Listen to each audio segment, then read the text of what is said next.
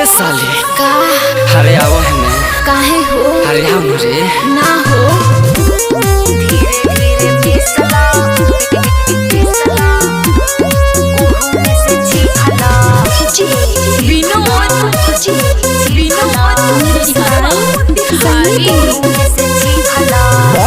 पहिले आइल बानी ससुरार में बारह निकला गोतारू साली सालाबार में आओ नची भक जाजी जाके अकबार में कट जाए धन ये दुधारी तालाबार में धीरे धीरे मिसला ओहो में से चीखला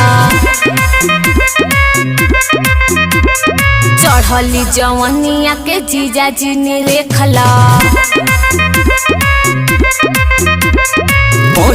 पहिले आइल बानी ससुरार में भाड़ा निकला गोतारू साली सालाबार में आवो नाची भक जाजी जाके अकबार में कट जाए धन ये दुधारी तालाबार में धीरे धीरे मिसला ओहो में से चीखला चढ़ली जवनिया के जीजा जी ने रेखला धीरे धीरे मिसला ओहो में से चीखला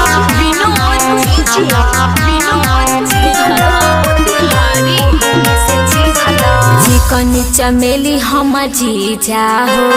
काहे हम पे नजरी गरावतारा हो आवो तनी पास न निराश करहो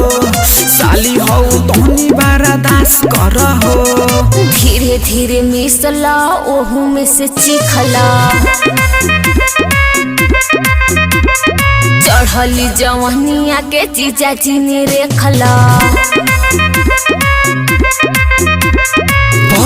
पहिले आइल बानी ससुरार में भाड़ा निकला गोतारू साली सालाबार में आवो नाची भग जाजी जाके अकबार में कट जाए दोनों ये दुधारी तालाबार में धीरे धीरे मिसला ओहू में से चीखला चढ़ली जवनिया के जीजा जी ने रेखला धीरे धीरे मिसला ओहो में से चीखला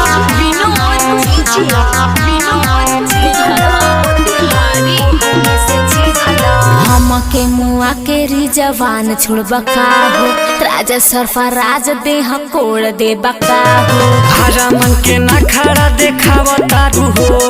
दिला सद मनोज के भगावतारू हो धीरे धीरे मिसला ओहू में से चीखला चढ़ली जवनिया के जीजा जी ने रेखला पहिले आइल बानी ससुरार में बारह निकला गोतारू साली सालाबार में आवो नची भक जाजी जाके अकबार में कट जाए धन ये दुधारी तालाबार में धीरे धीरे मिसला ओहू में से चीखला